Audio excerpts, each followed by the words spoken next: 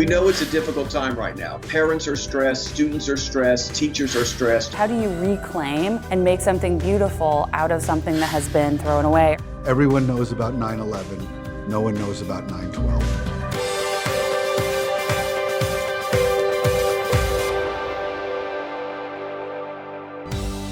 Today on Spotlight, an international artist whose work explores the relationship between nature and technology.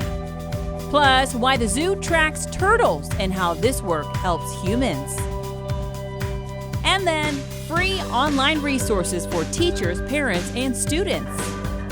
But first, the saga of the epic 9-year battle post 9/11. It's Sunday, and you're watching Spotlight. This just in, you were looking at obviously a very disturbing live shot there. That is the World Trade Center. They are the powerful images that transport many of us back to where we were, who we were with, and what we were feeling when we first saw them more than 18 years ago. Oh, there's another one. Another plane just hit. Right. Oh, my God. Another plane has just hit. It hit another building. We mourned the lives and our sense of security lost as we found terrorism added to our daily vocabulary. But there was something else many didn't even think about.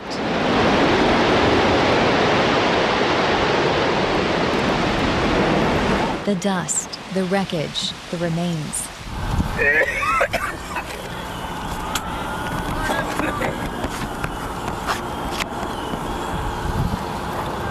What happened?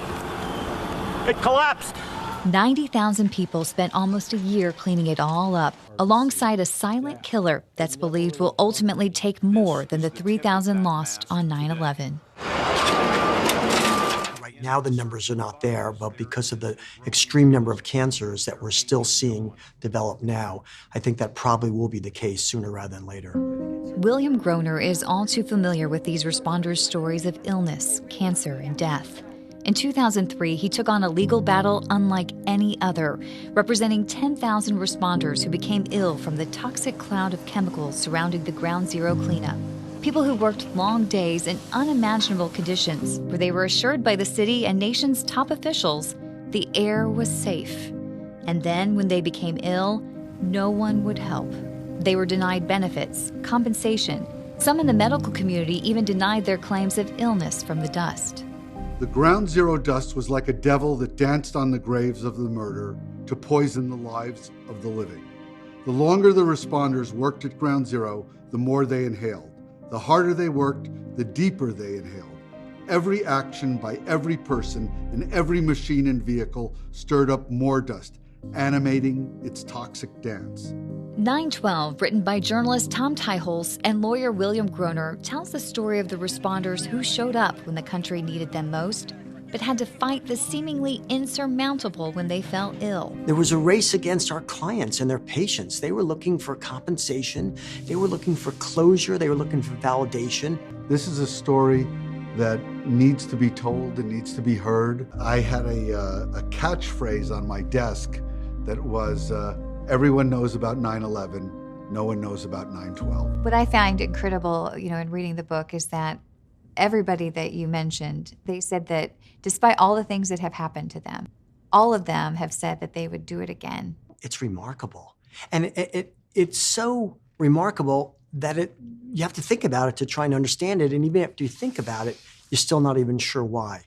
That's what I love about this. It's really complicated that people who are so severely injured and really were poorly treated by the legal establishment, early on by the medical establishment, believe that what they did was so important for others in society that that's more important than the way they were particularly treated. That's amazing to me. I think this sort of message of altruism, people helping others, is really the big takeaway, of the human capacity to do good even in the worst of circumstances.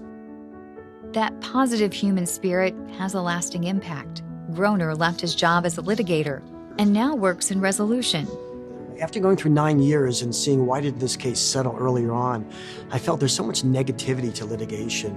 There were several pivotal moments in those 9 years, but the day Detective Candace Baker calmly, bravely spoke before the judge in a settlement hearing is one he'll never forget. After taking a deep breath, she spoke directly to the judge. As we protect the city, the presumption is that there is something in place to protect us in instances like mine and for others who've also randomly fallen ill. I participated in the World Trade Center cleanup and recovery, both voluntarily and assigned, and would not hesitate to do it again. But I did not ask for these illnesses, and I did not ask for this disease. It's not about blame. It's about accountability. All of the random illnesses and conditions, such as pulmonary breathing problems, shortness of breath, and cancer, are not a coincidence. The room was silent. While Detective Baker held back her tears, many in the room could not hold back theirs, overwhelmed by her selfless behavior, determination, and dignity. And after all the years of filings, medical reports, doctor visits, she reminded everyone present that the lawsuit boiled down to this. Human lives were at stake. They had served the city and its people, and for doing so they had become sick. I ask you to have compassion for all those illnesses derived from the terrorist attack on September 11th, 2001, and the understanding that the aftermath will still be unfolding for years to come. Text 912 to 31996 to watch the full interview or download our Talking with Authors podcast.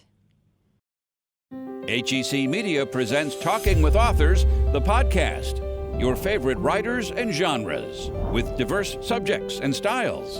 Like New York Times bestselling author Brad Meltzer, crime writer Karen Slaughter, Charles Fishman, Sarah Kendzior, Judy Blume. With new podcasts dropping bi-weekly. Subscribe to Talking with Authors wherever you get your podcasts. From HEC Media, Left Bank Books, and the St. Louis County Library. There's a planned obsolescence to technology, so the old becomes trash really quickly. How do you reclaim and make something beautiful out of something that has been thrown away or discarded? So this exhibit is Currents 118, Elias Sime. Elias Sime is a really important international African artist, and he's been working for several decades on this project. The overarching title of these modular collages is Tightrope, and he views these objects as kind of walking a tightrope between nature and technology, between the man-made and the natural world, between the everyday and the kind of sublime that these large-scale artworks create. Several of the works are brand new and made for the show, including 2 sculptures. In December of 2019, Elias came to St. Louis to visit the art museum and to see the space for the exhibition, and the one site he really wanted to go see immediately upon landing in the city was the Cahokia Mounds. He's very interested in the history of built environments, of forms and land. He was really inspired by 2 things, by the actual form and shape of these historic Native American mounds and the culture around them, but also we were there in December, and it was a oddly warm day for St. Louis in December. It was about 60 degrees, so we really got to stand outside and appreciate it, but it was a winter landscape. So the browns and the greens and this kind of earth tones really spoke to him. And he went back to Ethiopia and started on these 2 sculptures, which he had never done this form before, and he'd never really done these sculptures with the woven wire specifically that he uses in his 2-dimensional work. Sime's studio is based in the capital city of Addis Ababa, and he sources all of the materials that he uses for his artworks from an open-air market called the Mercado, and it's the largest open-air market in Africa. And one of the types of objects that people trade in is technological refuse. It's out-of-date technological elements, computer keyboards, cell phones, motherboards. So you can see that all the materials are kind of the insides of computers or cell phones. You see wires from telephones or different kind of attachments within electronic materials that have been woven and braided. There's also broken and soldered motherboards. There's full keyboards that are cut. He views these technological items or technological refuse as really indicative of global communications. And he's thinking about this in multiple ways. One is technology connects us across the world, very literally. It allows for global kind of interconnection. But there's also a lot that comes from that interconnection.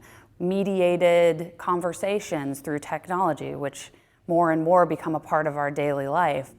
The ambivalence towards the environment that mass amounts of technology really produce. And he's really commenting in many ways on the world that is globalizing through this use of technological materials. And he thinks of his project very much as reclaiming and reusing and producing a new set of circumstances for things that have otherwise been left to the history bins of technology. So you look at it and you see the materiality and you recognize it, but you also see a landscape. You see flowing water, you see wisps of smoke or icebergs made out of computer keyboards. And so it allows for these objects to function both almost theoretically in terms of their original meaning, but in this new form as an artwork that also plays into the history of art, of landscape, of modernism, of abstraction. There's a blog post on slam.org that explains a little bit about the exhibition, but also tells a story about Sime's visit to St. Louis, which inspired the two sculptures that are in the exhibition. So it's a worthy read. Happening now at the St. Louis Art Museum through January 2021. For more information, visit slam.org. Follow HEC Media on Facebook, Twitter, and Instagram. During these trying times when the world is grappling with the COVID-19 pandemic, the intersection between human and animal health has suddenly been highlighted and forced into focus. But it's actually something the St. Louis Zoo and its Institute for Conservation Medicine have been focusing on for nearly a decade through their One Health program. One Health is an idea, it's an approach, it's an understanding how human, animal, and environmental health is completely interconnected. A major part of studying this interconnection focuses on education. A good example is some of the work we do right here in Missouri. So we have the St. Louis Box Turtle Project, right? So we're very interested in these amazing little creatures that live in our backyards, in our parks, and throughout the state, but that have a lot of conservation challenges. The Box Turtle Project uses radio tracking devices attached to the turtles' shells to track them in order to understand their migration patterns, ecology, and health. The goal is to use the box turtles as so-called ambassadors to help people better appreciate wildlife and to promote conservation. Increasingly over the years, we have taken thousands of people out to meet a crazy little box turtle, right? So we get kids, we get adults, we get people out to track box turtles and really get them connected to nature. As with all their research, this local box turtle project focuses on both the conservation of wildlife species and human public health. But these studies extend far beyond Missouri. We do work with Galapagos tortoises here, and then we also do the box turtle work. And so we're sort of building a little center of expertise around infectious diseases and conservation concerns in chelonians or chelonians, which are turtles and tortoises. A sort of natural partnership that we made is with the Turtle Survival Alliance, which is an international group that does turtle and tortoise conservation.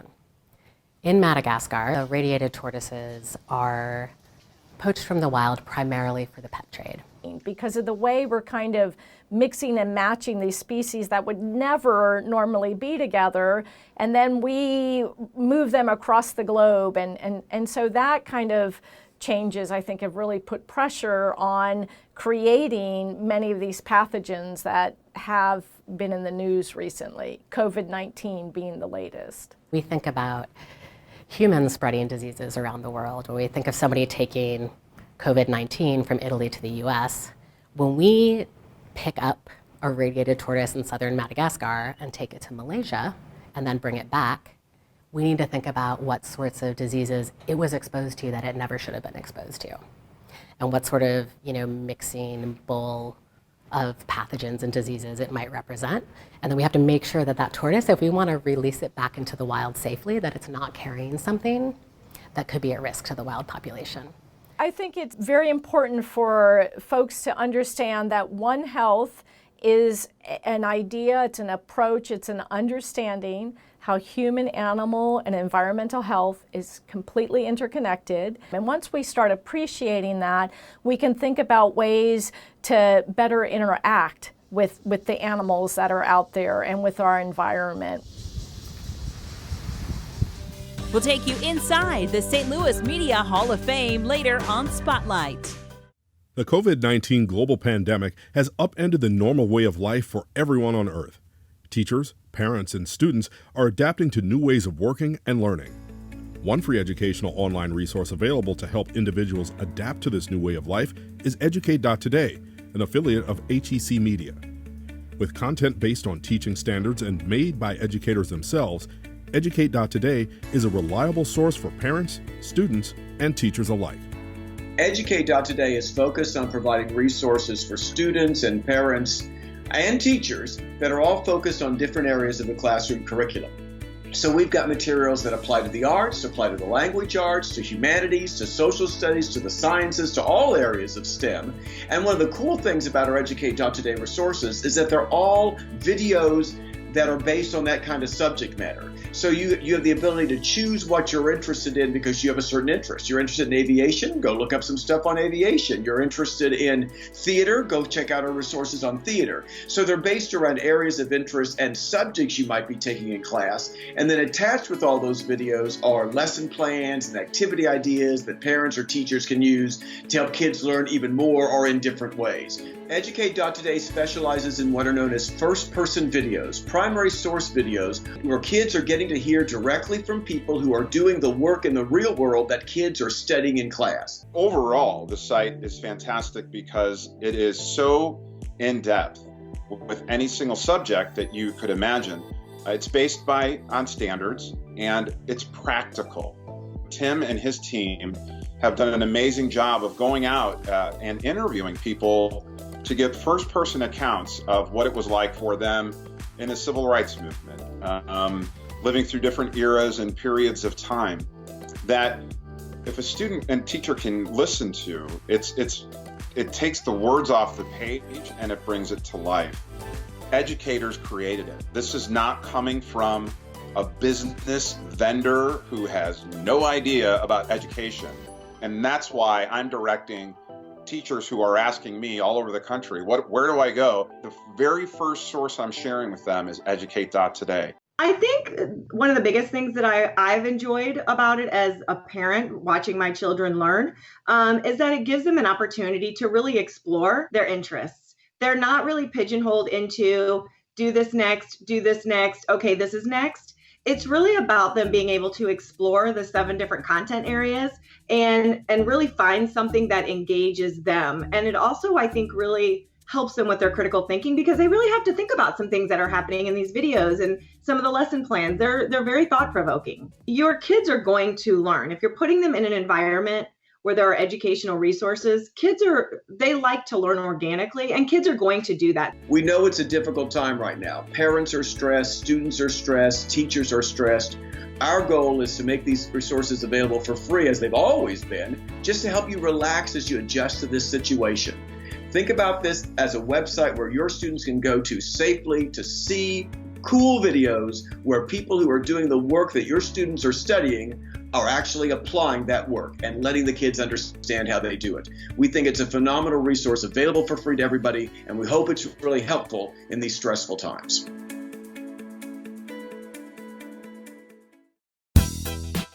Go to hecmedia.org for the arts and authors, Completely accidental because I never set out to write a book. science and history, culture and community, It's considered to be the oldest organic farm west of the Mississippi. education, films. Finding the coin places the site firmly in the 13th century. What's happening now around St. Louis and more. See for yourself at hecmedia.org.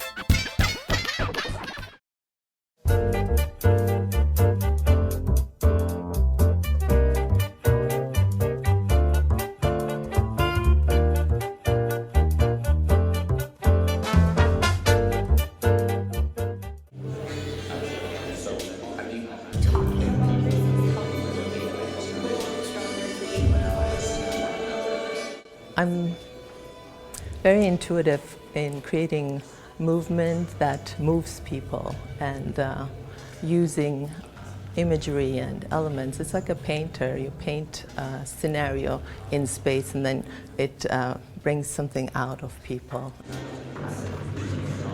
Emotions is what connects to the audience and what will then create these thoughts that come out, because you see something, you feel it in your gut, and then it comes into your brain. It's like a communication that doesn't go from here to here, but it goes from down to here. It needs to speak through your whole body, through the emotions, through the feeling.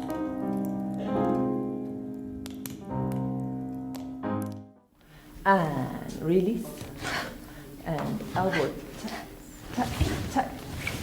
I need to see the elbow before you come back. Well, there's a lot of research you do before and thoughts, and then you create images in your head or on paper, and then try to find music or soundscapes to it, and then start seeing the dancers and how they move. And so it's all like these layers, and then you have the costumes, the lighting in your head that you're also creating with the movement. And so it's a lot of preparation, and then still in the process, also a lot of work of going back, refining it, and working it, and reworking it, and layering it. It's like making a composition. You have the notes, but then you change the notes.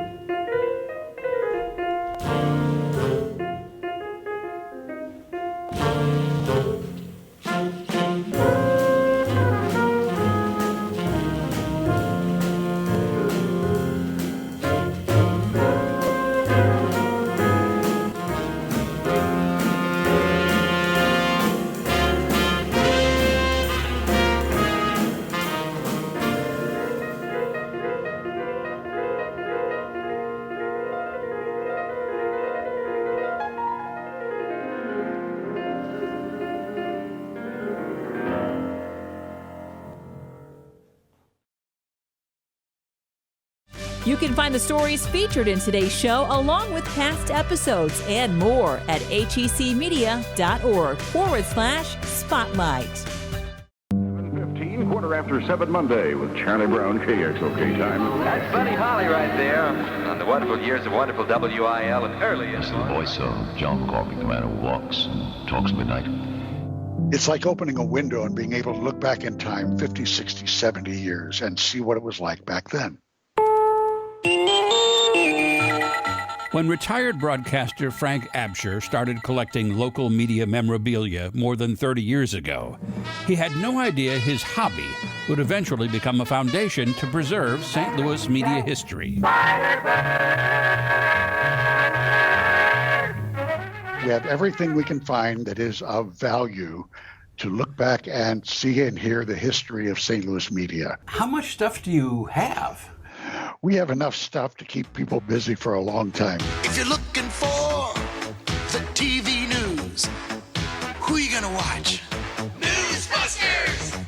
We have extensive collections of materials about the history of radio, television, print, advertising and PR, and now digital. We're not a research library in a classic sense. We're not a museum. So we preserve it in a more popular way. We make digital copies and we make them available. Hello there. I am Baron von Grimm. Is part of the difficulty doing this work that a lot of, particularly radio stations and TV stations, just didn't save stuff? Oh, that's absolutely a difficulty. When radio stations decided it wasn't worth saving and was all tossed, television stations too, videotapes, audio tapes went into the dumpster.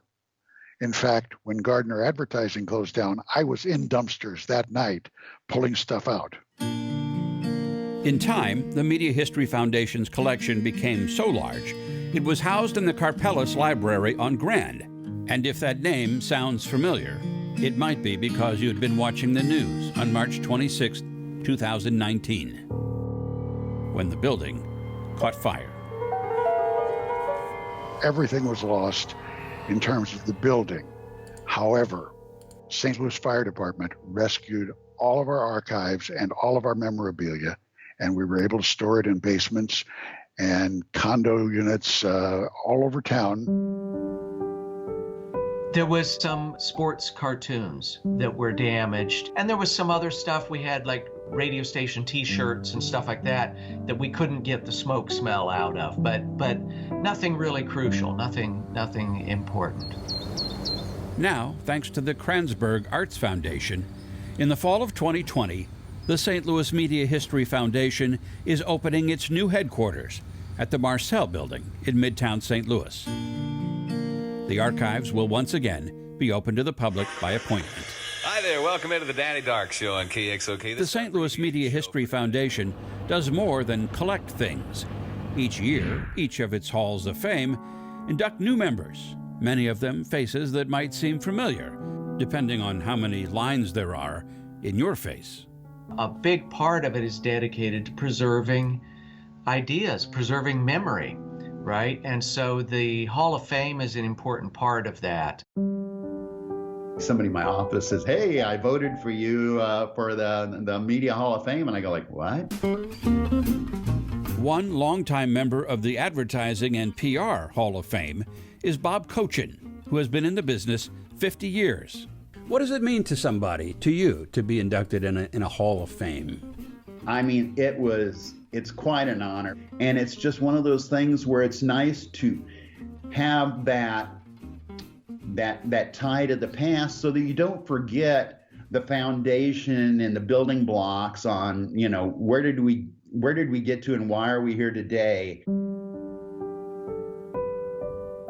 It's built on the shoulders of a lot of those people that were around, 50, 80 years ago that most people don't even remember. It's the Charlotte Peters Show with yours truly, Fred Bernard. Well, when you get this white hair on the top of your head and you say to yourself, all that stuff that's gone on in the past is gone. And then you realize, no, it's not. Hallelujah, hallelujah, hallelujah, hallelujah, hallelujah, hallelujah. Find it, keep it, make sure you preserve it. That's the value, because somewhere down the line, somebody's going to say, I just saw you've got a tape of my grandfather when he was on the radio. Can I come and listen to it? Yes, exactly. That's why we're here.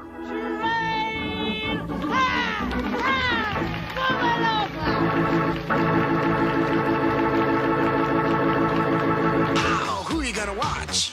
Newsbusters! They ain't afraid of no news. Watch the St. Louis Media Hall of Fame 2020 Induction Gala live on HEC TV, Facebook, or YouTube.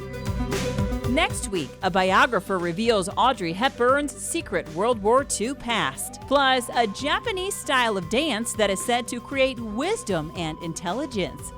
That and more next week on Spotlight at 9:30 a.m. on KPLR 11. Thanks for watching.